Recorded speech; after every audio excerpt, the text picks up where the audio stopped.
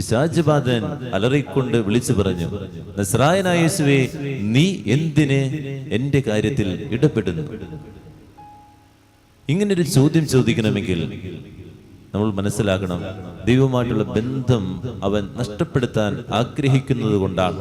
അവനെ കൃത്യമായിട്ട് അറിയാം, നസ്രായനായ യേശുവെ എന്നാണ് വിളിച്ചു പറയുന്നത്, അത് യേശുപുത്രനാണ്, കൃത്യമായിട്ട് അറിയാം. പക്ഷേ എന്തുകൊണ്ടാണ് ജീവിതത്തിൽ ഇടപെടണ്ട എന്ന് പറയാൻ കാരണം? ഞാൻ അനുഭവിക്കുന്ന ചില സുഖങ്ങളും തെറ്റുകളും ഇപ്പോൾ ഒഴിവാക്കാൻ ഞാൻ ആഗ്രഹിക്കുന്നില്ല.